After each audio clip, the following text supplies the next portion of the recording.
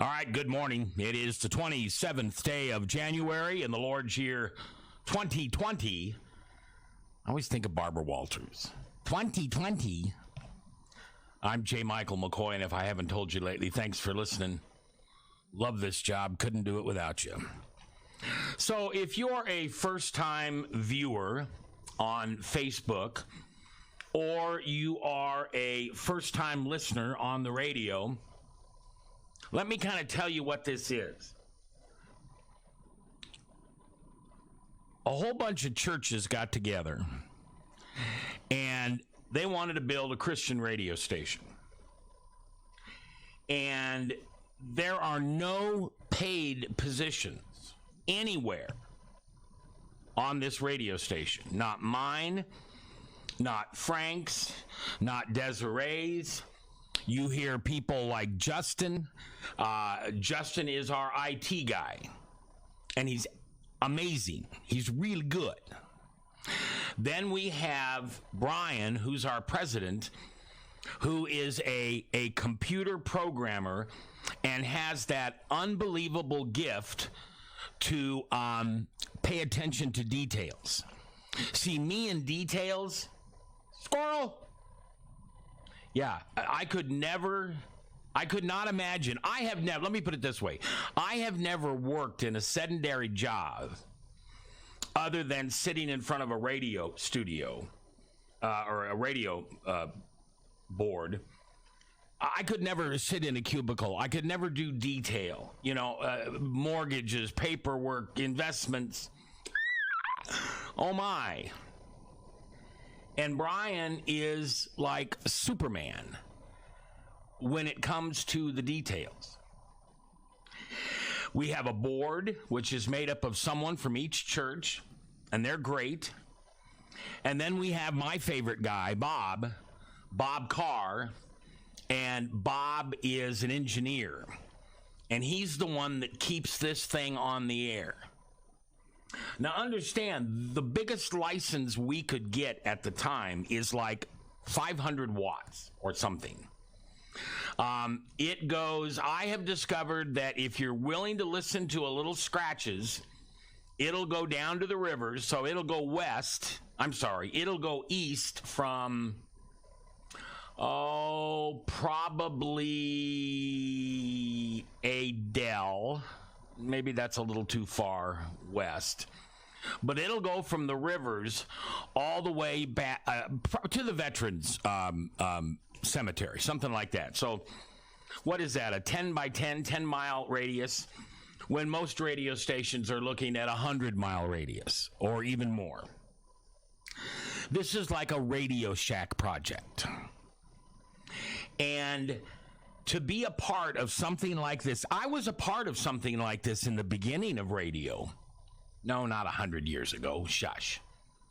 But I was a part of this type of radio when I first got into radio. And our studios were one of the first radio stations I ever worked at in Lincoln, Nebraska. I started out at my hometown, KWBE, KWBE. Owned by Bud Pence, great mentor of mine, gave me my first job. After that, my next job was in an old dentist's office, and that's where the studios were for KLMS, which stood for Lincoln's Music Station in Lincoln, Nebraska. Now, once I got to Omaha and I got to Des Moines, those are the only other two stops, I worked in, big radio stations with, 70 employees and sales and engineering and programming, and every shift was live. There was not such a thing as a computer that would just play your radio station for you. That didn't exist back then. So somebody was always live.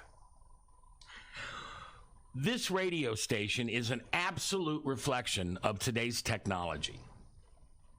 It is perfect in every way, except I'm not surrounded with $250,000 worth of equipment. I'm surrounded by 3 computers, really good ones, 3 screens, a very small board, a cell phone hooked up to the board, so if you want to call 442-5764 and talk, you'll actually call in a little cell phone. I don't know if you can see it over here, but I'm shaking it. And then 2 Logitech cameras that you buy at Best Buy for, I don't know what they are, $50? And yet here we are, not only on terrestrial radio, we are live on the #1 social media outlet in the world, Facebook. There's a better chance that you're watching or listening this on a webcast. Podcast is audio only. Webcast is video audio. I call it passionate radio with pictures.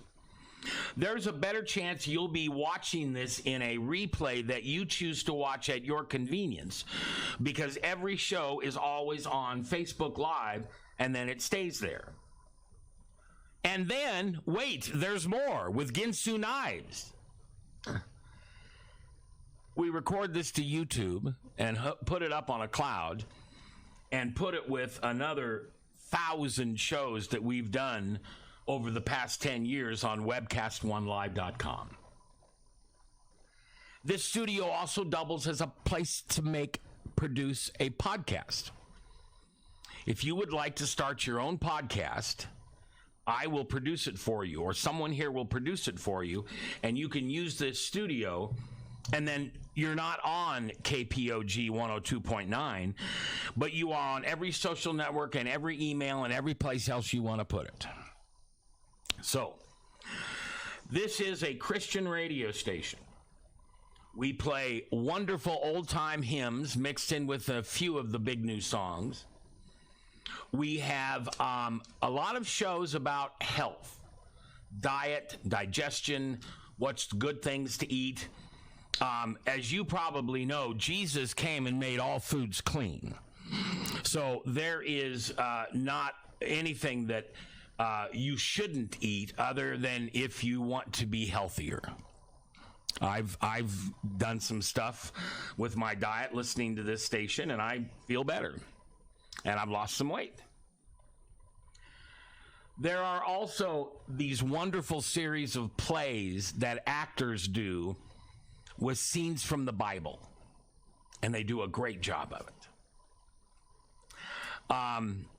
So thank you for listening. Thank you for watching. I appreciate it. As I always say, I love this job, and I can't do it without you, so thank you. Hey, Darren, thanks for listening. Yeah, and you can put messages up here. Oh, Dan Sorensen. Gosh, he's still alive? That guy. And Chris John Beck. Love you, buddy. You can make comments on the Facebook page. You can call in at 442-KPOG, which is 442-5764. Or you can text me if you have my text line or, anything like that. All right. Dan's alive. Yay. So, today, and if you saw, I did post something about this today. I always try to post something that I'm going to talk about today. But my topic for today, and I'm going to get to it in a minute because I want to make an announcement, a major announcement in a minute. But, before Jesus mugged me, which will be 10 years this July, I was really a wonderful, secular, narcissistic, self-involved go-getter. And I knew very little about truth unless it was my truth. I knew very little about Jesus because I was a God guy. And if you got God in your life, what do you need Jesus for, right? I don't need no stinking Jesus. That's what I said. I know that just made your ears hurt. How do you think it makes me feel? I have been repenting for almost 10 years when I realized that I blasphemed my Lord and Savior every time I said, I don't need no stinking Jesus. We laugh about it now, but we only laugh because he grabbed me and said, you're mine, and that was the rest of the story. So to try to say something to somebody nicely was not always at the top of my priority list. In Christian world, we say we want to say it in love. Speak truth, but say it in love. And see, I couldn't figure that out. Well, why do I have to rose color everything? Why do I have to put perfume on everything I say? And the old saying is, you're really a talented communicator when you can tell somebody they didn't want to hear and they think it was their idea. I just didn't care. Hey, Mike, I just didn't care if you chose to be offended by what I said. Now, I'm going to say that again because I meant it the way I said it. And you may want to throw darts at my face after I say this, but I'm just telling you. Being offended is your choice. Okay? When somebody tells you something you don't want to hear, or they hurt your feelings, or in the term that I like to use it, which is a John and Stacey Eldridge term, wounded. When you get wounded by something somebody says, and you say, well, I'm offended by that. Let me tell you what you're really, really saying. Well, I don't care what you say. Who are you to say that to me? In fact, I'm going to tell you I'm offended, so you'll feel bad about saying it. And then you'll apologize, and then we can change the subject so we don't have to talk about what we were talking about before. Because by telling you I'm offended, I've just changed the topic of conversation.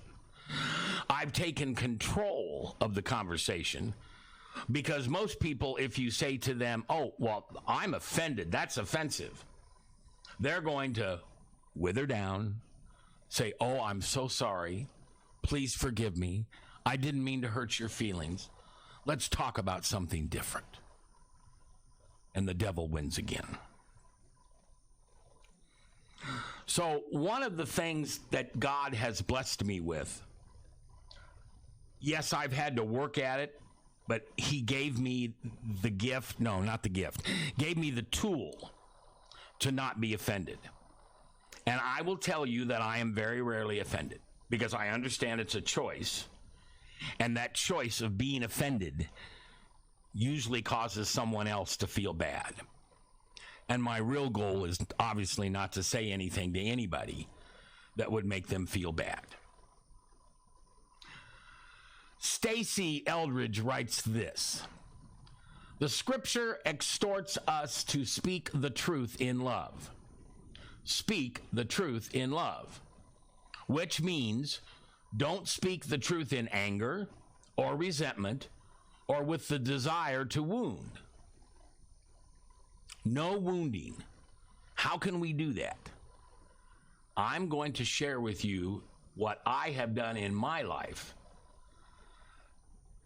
to hopefully not wound people or upset them by telling them the truth in love. I'm going to do that in a minute. All right, it's 27th day of January, Lord's year 2020, 13 minutes after 10 o'clock. Let's just see what our weather forecast is going to be. I haven't been watching the news lately, so Alexa, what's the forecast for West Des Moines, please? Currently, in West Des Moines, Iowa, it's 27 degrees Fahrenheit with cloudy skies. Today, you can expect lots of clouds, with a high of 32 degrees and a low of 20 degrees. Okay, so we're going to get down to 20 tonight. I think it starts getting warmer tomorrow, doesn't it? Or at least, 27 right now is not bad. 32 today, we're going to get a little more snow melt and ice melt. Unfortunately, that doesn't always do the best for us. Kevin Burton, my old buddy Kevin, how you doing? I see you got your daughter a real cool car. Good job, Dad.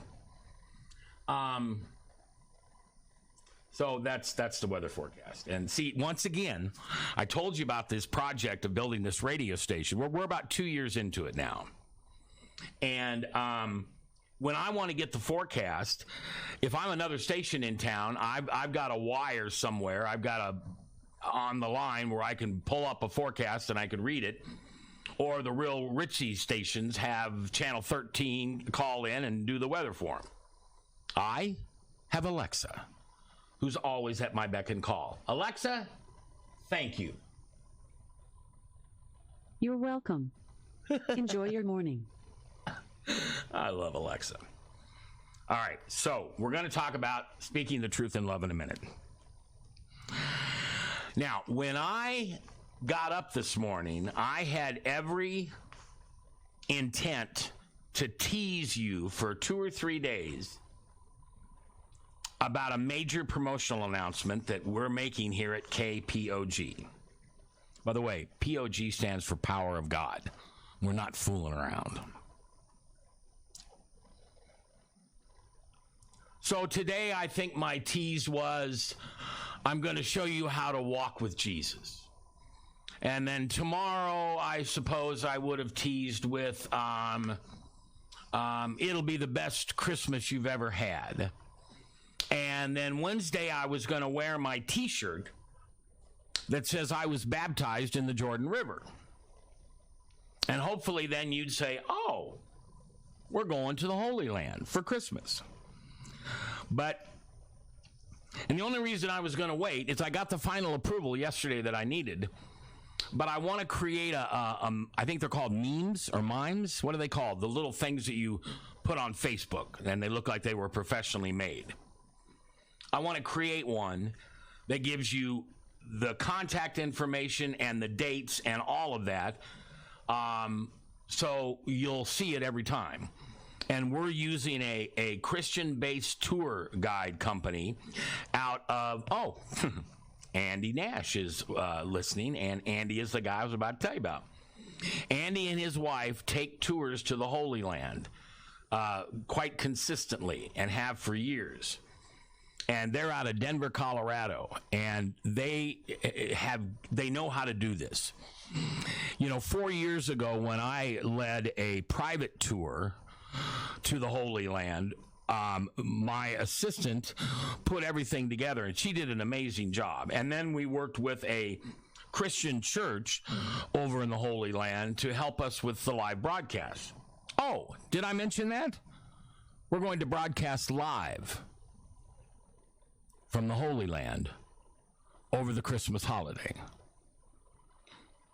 How would you like me to broadcast live from the place Jesus was born on the night he was born?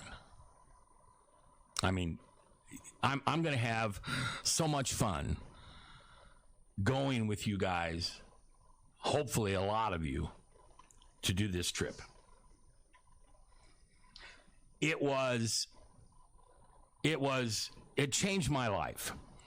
I mean, I was already a Jesus freak with an attitude, and I already had the Christian radio show. But for those places that we read about in the Bible to come alive under my feet and through my eyes, and I can hug with my hands and touch, it's incredible. And when we take this tour, Andy and his wife are going to have scripture verses for all the places that we go to. Where's one of the places you'd like to go to?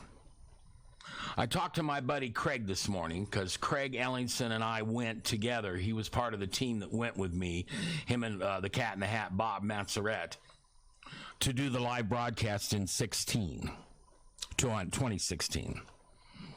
And he gave me all the places that he would like to see again, and some new places.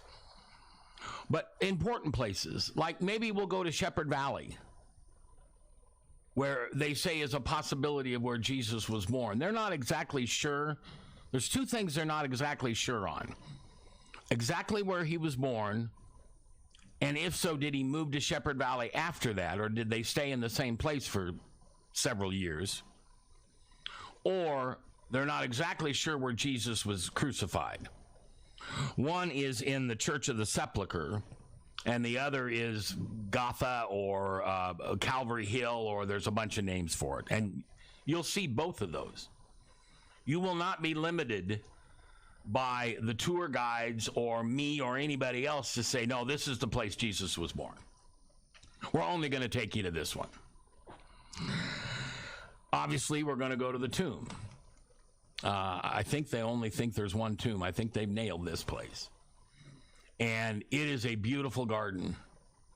And around the tomb is some scaffolding so we don't continue to deteriorate the rock. You can actually see one of the places they believe Jesus was crucified, which would be Calvary. I hope we get to go to Jericho, because Jericho is considered the oldest city in the world. And they have done an excellent job of doing archaeology. That's a new word I'm learning.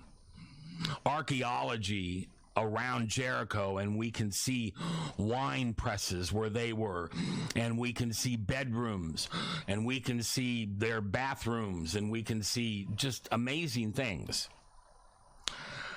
I hope we get a chance to go to the Jordan River.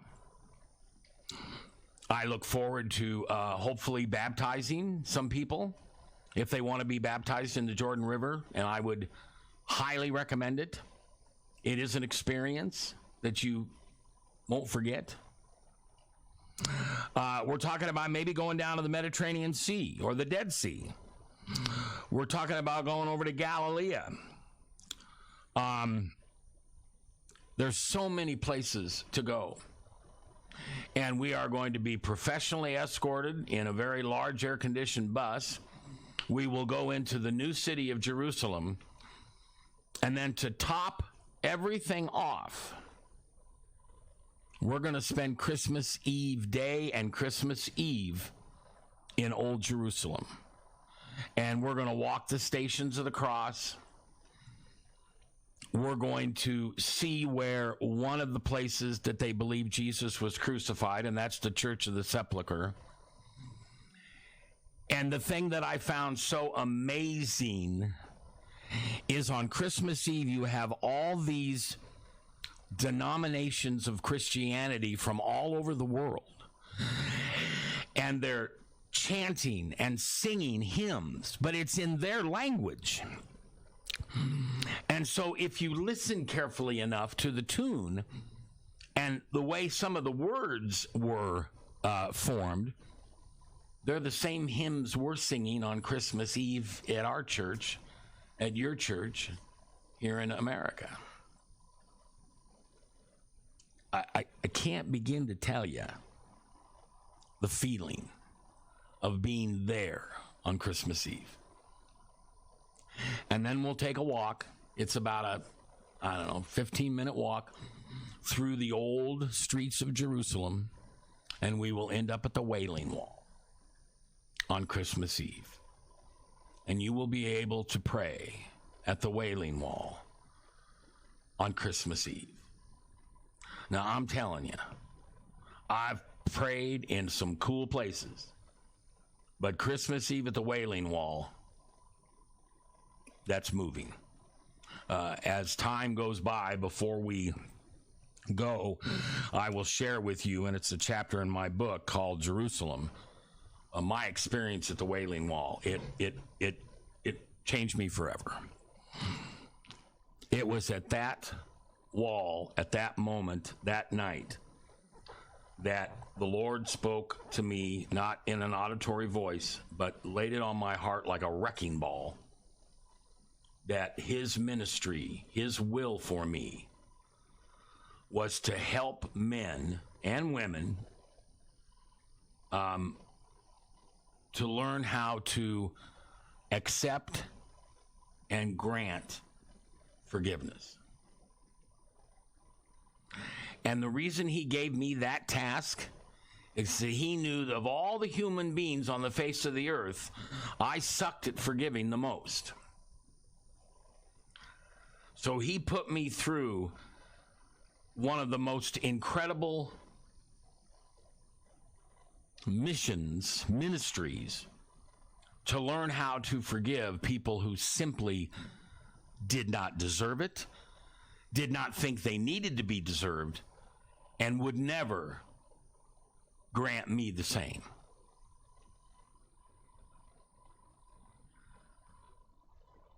That was what he told me at the Wailing Wall.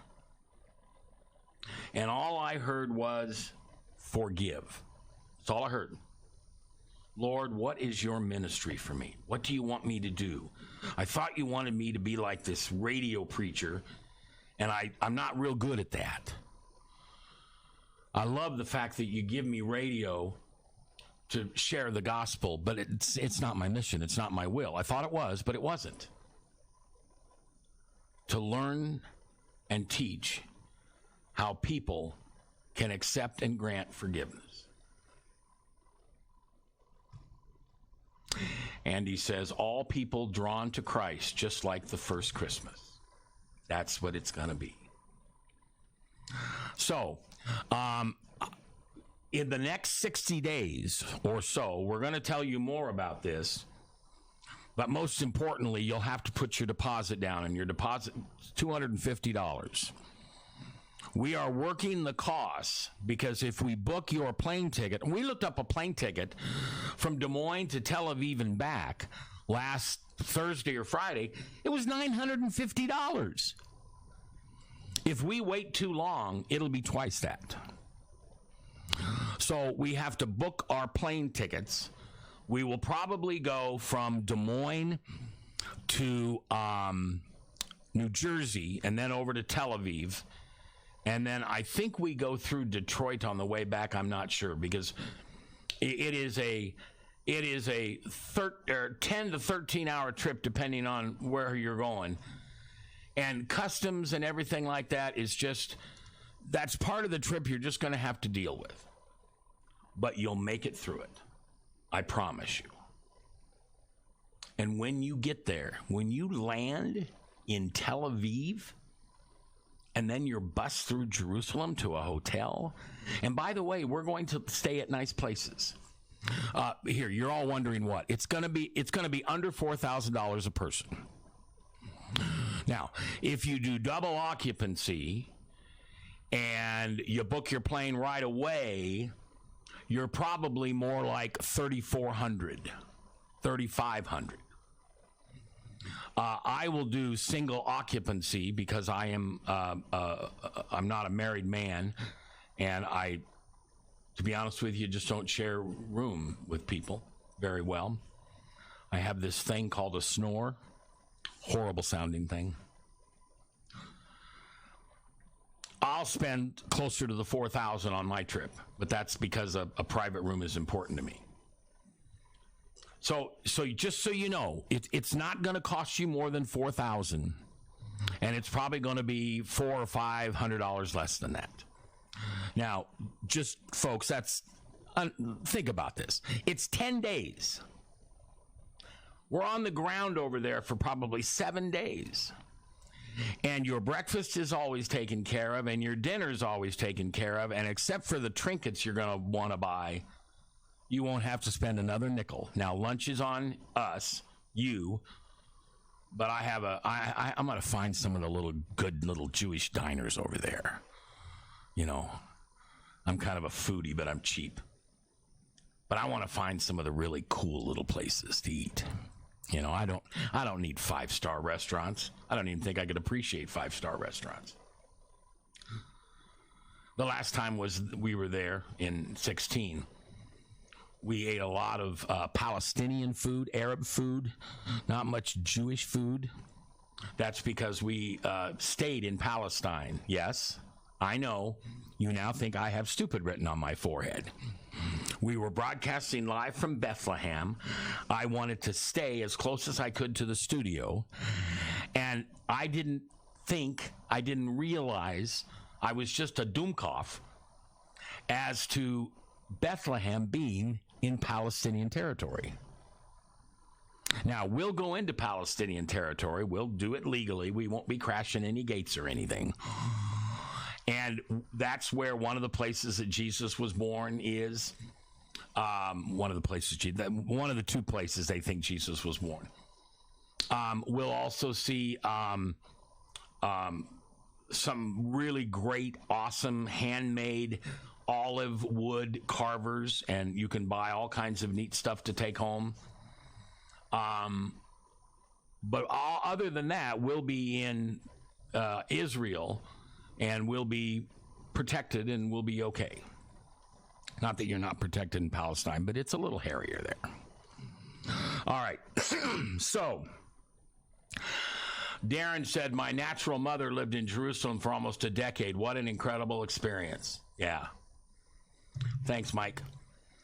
Thanks, Darren. If you've been on one of these trips, whether you want to go or not again, if you've got some cool little places that you went to or you found, let me know, okay, so I can give them to Andy and see if we can fit him into our time together there. There is also an additional trip we're going to do. So when everybody gets on the plane to go home, some people can choose to stay for another, I think it's 5 days, and you can go to Cairo, and you can see the pyramids, the Sphinx, the artifacts, all those amazing things. And I think that's less than $1,000. I don't know. I don't remember right now. I think it was less than $1,000 for an additional 5 days and 5 nights, and again, food and everything like that. And since you've already paid for the plane to get over there, I'm not so sure that's not a bad idea. I don't know whether I'm going to do it myself, but we'll see. So I want you to mark your calendar. The tentative departure date is the 16th or 17th of December. And then we will return home, I think, I'm not sure, but I think we get home either late Christmas Day or we get home the next day, because we gain like a day when we come back. We'll leave on the 26th. We'll spend church service in Jerusalem or around that area for Christmas Day. And then I think we fly out. I think we have to be to the airport by 7, and then we get on the plane at 10, or the plane takes off at 10:30, and it goes to one or two places in America, and then we get popped into Des Moines. But I think we gain a day and a half back or something like that. So you'll be home by the day after Christmas. You still will have a week to celebrate Christmas back home with friends and family. And you'll be here for New Year's Eve. And right now, that's the way we've planned it. So you'd leave on the 16th, 17th, something like that, and come home on the 26th. I want you to pray about this. We're 11 months out. The deposit is only $250. So you can collect pop bottles. You can ask people for donations for yourself to go. You can tell all your family and friends that this is where you want to go. This is the gift you want for Christmas.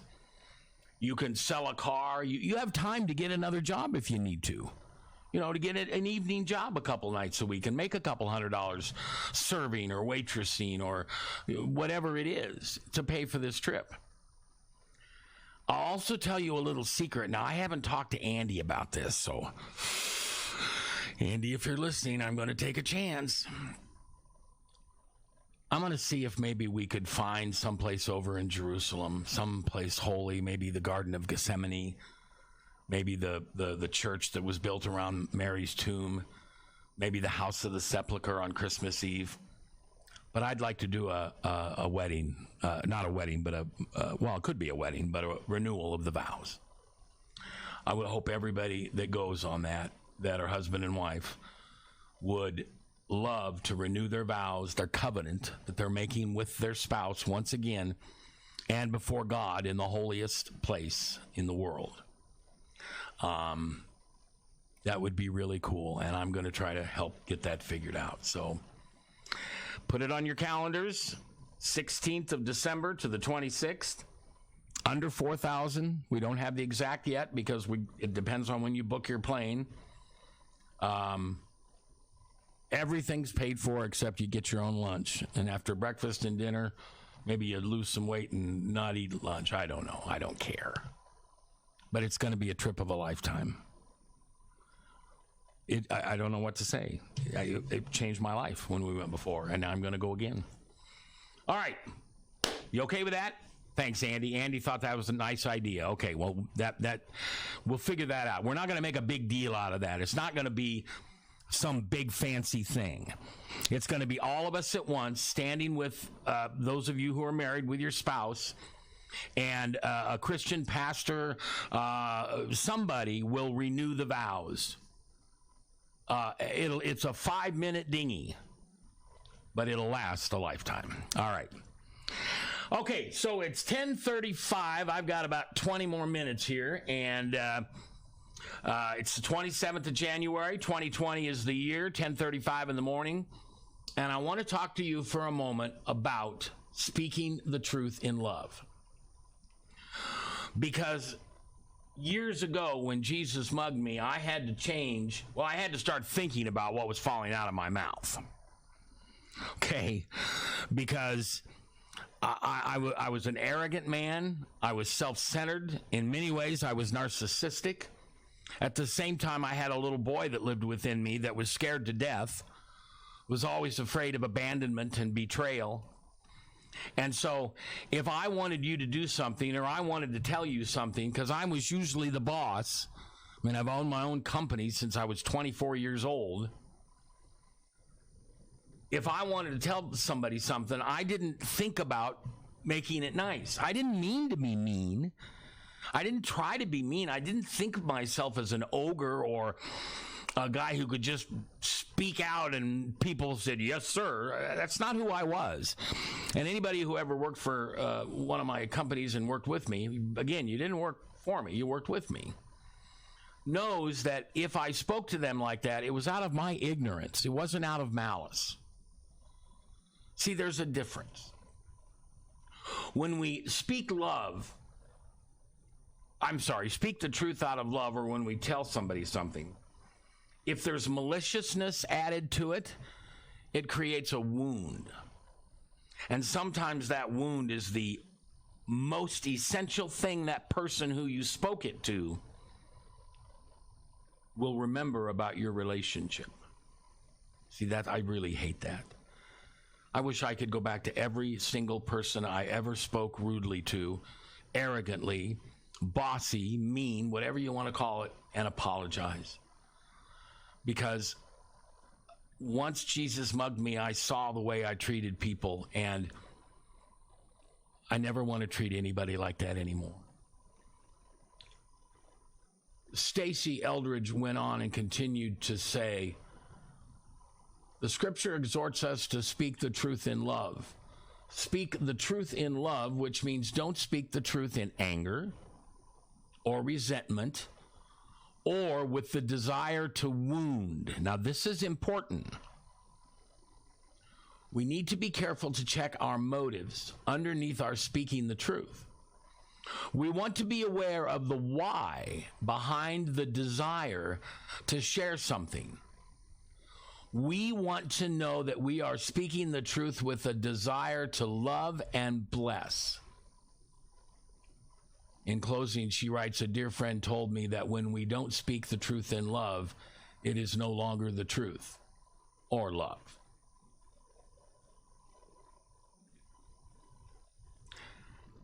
When I realized, thanks, Darren, when I realized that my words were powerful, that sometimes I spoke to people without thinking of how it might make them feel. My first tendency, of course, was to not speak any truth. That doesn't mean I go around and lie. It means usually when you're speaking the truth in love, you're telling somebody something they may not want to hear. And one of the things I dislike about human nature, this isn't about any certain type of person, rich or poor, Christian or not, denominational or not, it doesn't matter. We have a tendency of not telling people the truth because we don't want to hurt their feeling. I had a young man once who I worked really hard to get to a Bible study, and he was a young man. I think he was 26, 28, 29, married, just getting life going. And I really wanted him to come to the Bible study because he knew Jesus. I didn't worry about that. What I wanted him to gain is a relationship with Jesus. He had a religion. He had a church and a worship service, and he suffered from what I call the triple P's. Pastors on pedestals who have power. And the power they have, we give to them. That's the secret. Most pastors don't want to be on a pedestal. And those that do aren't there very long. Most of the pastors we put on a pedestal, we do that ourselves.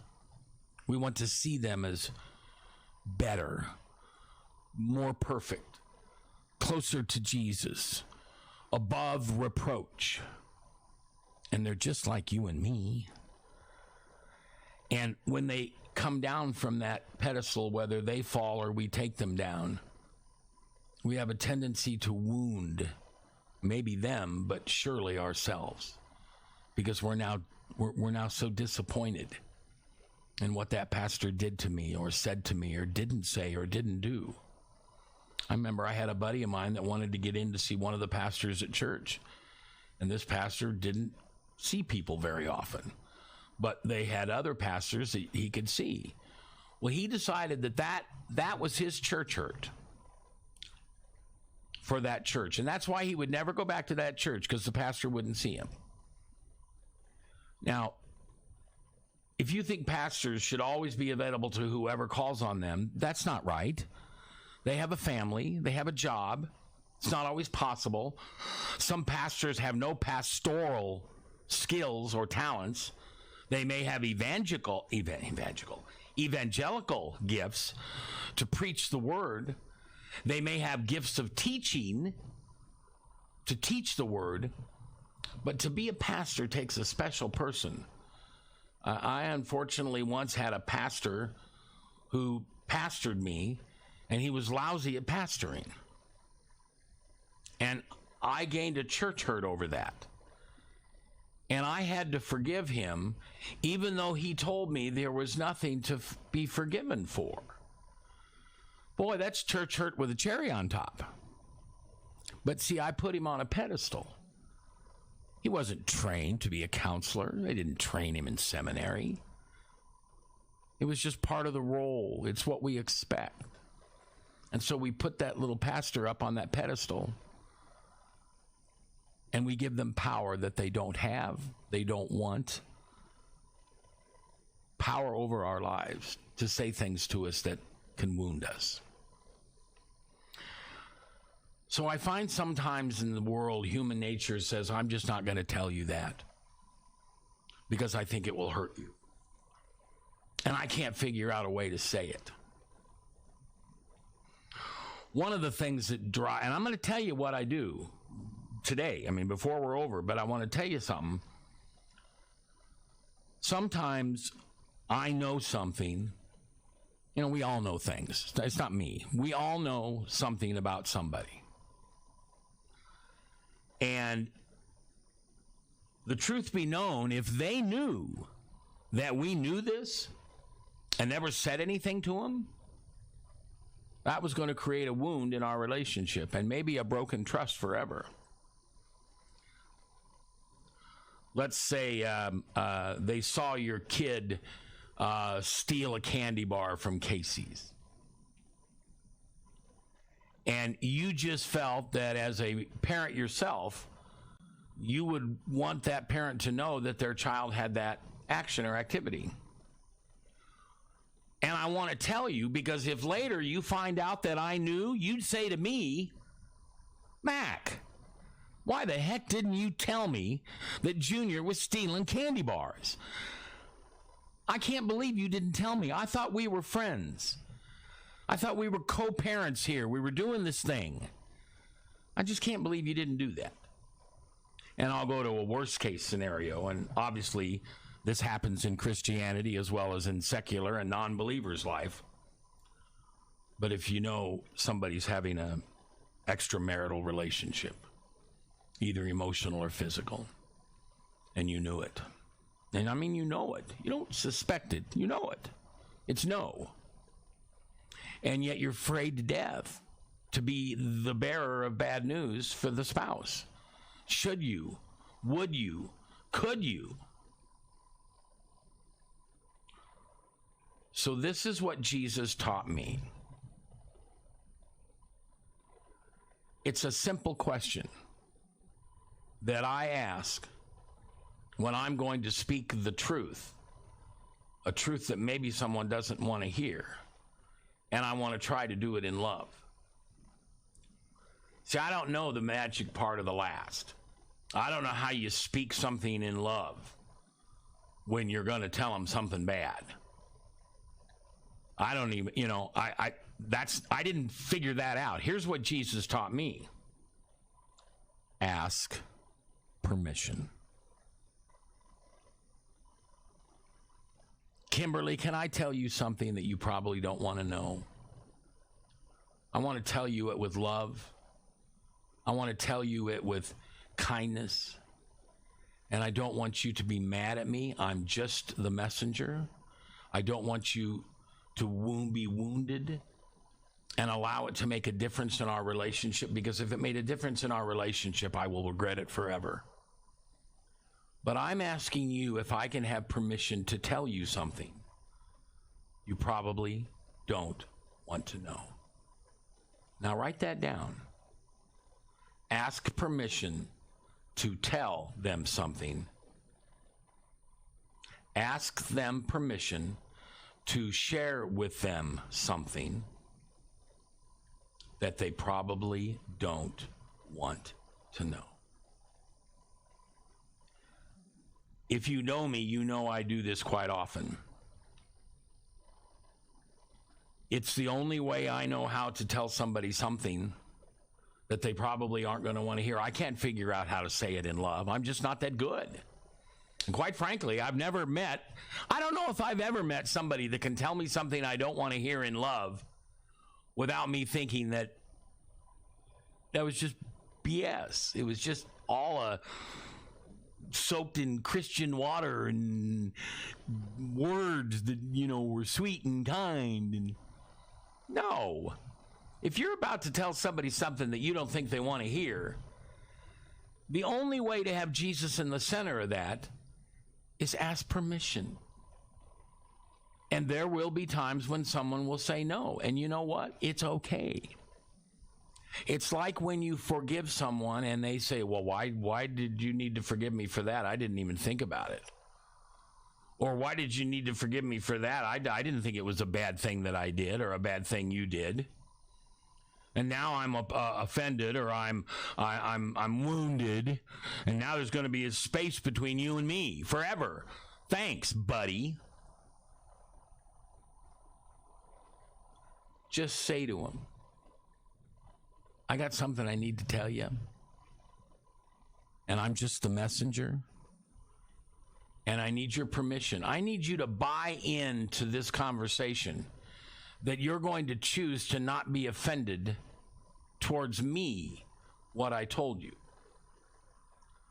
It's not me that put the candy bar in your kid's pocket. It's not me that's having an extra marital relationship with somebody's wife. This is the situation as it is, and I believe you should know about it. Maybe you don't want to know about it. But either way, I need you to give me permission that you're not going to beat me over the head, wound me, be offended, and that will permanently make a difference in our relationship. Now, doesn't that sound simple? And I'm going to tell you, if you pray about it and give it to Jesus, let Jesus' words flow out of you when you tell this person the thing that you don't think they want to hear. Ask the Holy Spirit to give you the words. It's that important. I can't think of too many other places in life where Jesus should be with you and with your words when you're about to say what you're about to say. A good friend of mine who was very, very important to me, who lost her life over a year ago. When I would say to her, her name was Fargo. That's what I called her. When I would say, Fargo, can I tell you something that you don't want to hear? She'd get all quiet. I'm going to cry. She'd get all quiet. And she'd say, yes, Mac. And every once in a while, she'd throw a barb at me because she didn't want to hear it.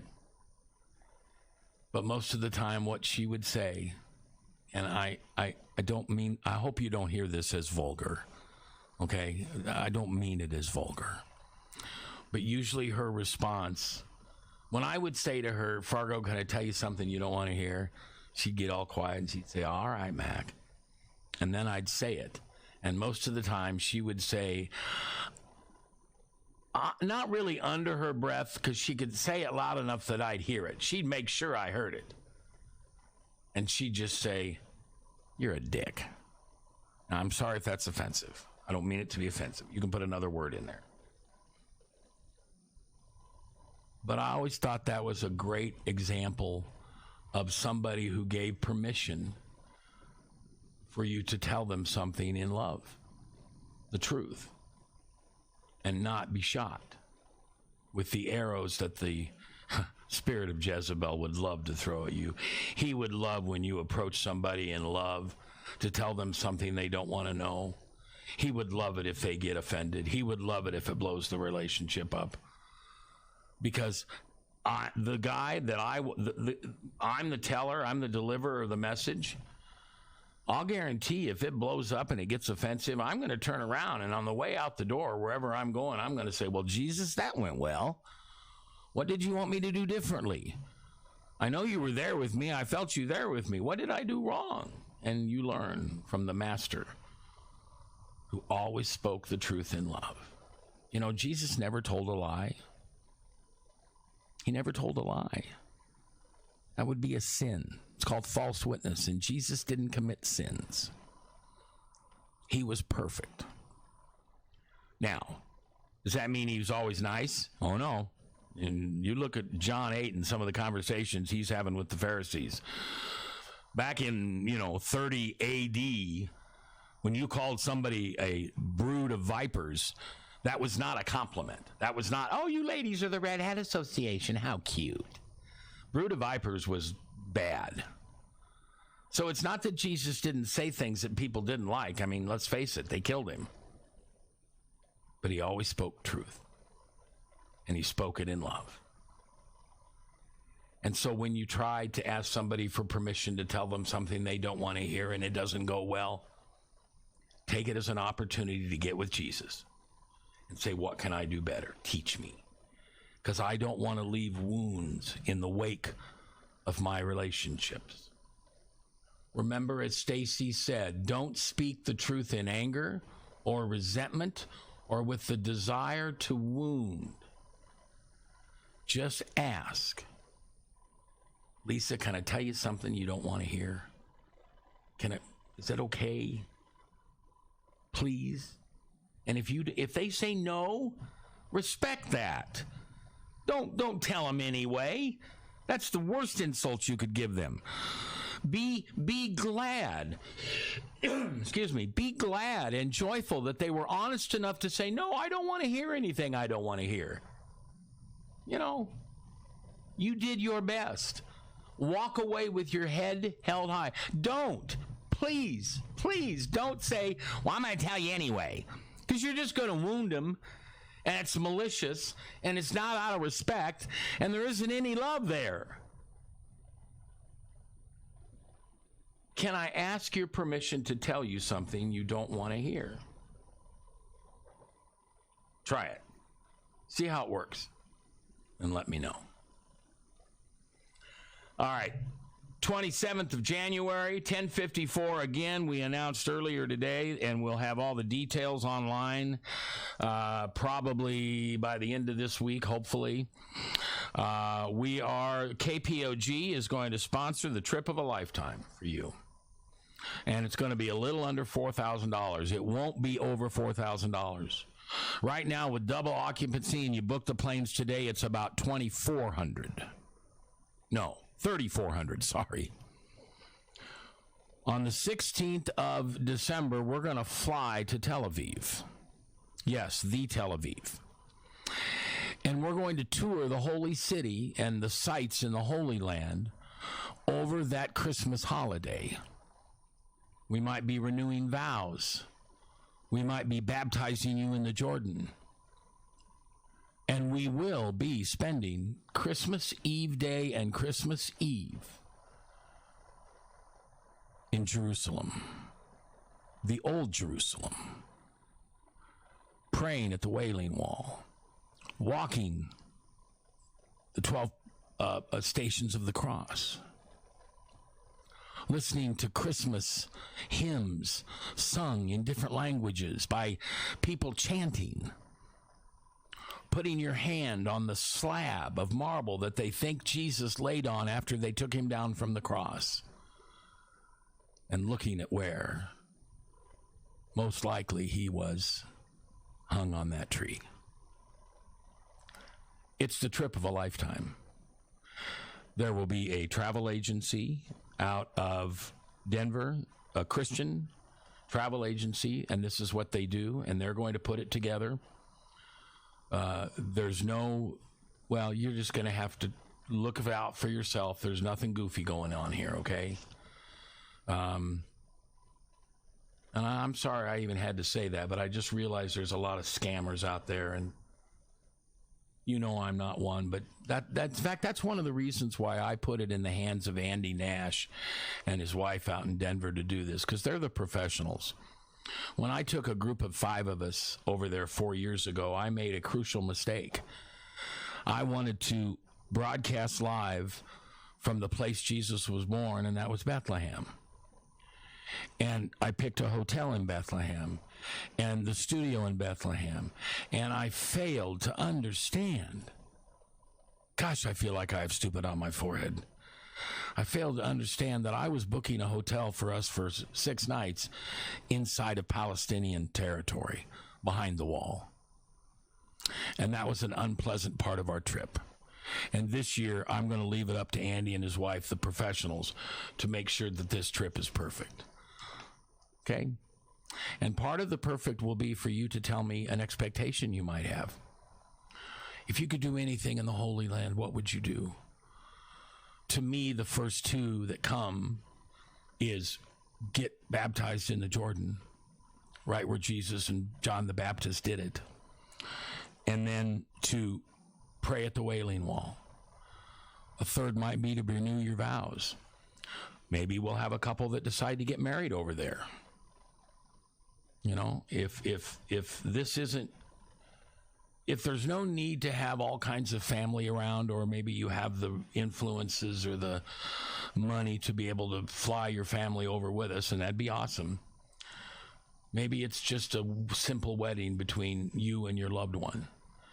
What is your expectation? If you could wave your magic wand and do anything in the Holy Land over Christmas in once-in-a-lifetime trip, tell me what you want to do. I'm a big boy. I can tell you no. All right. Thanks for listening today. Tomorrow we'll be back. I'm J. Michael McCoy. If I haven't told you lately, I love my job. I love my job. But I couldn't do it without you. Right here on 102.9 KPOG, Max World Live on Facebook and YouTube, and of course at webcast1live.com.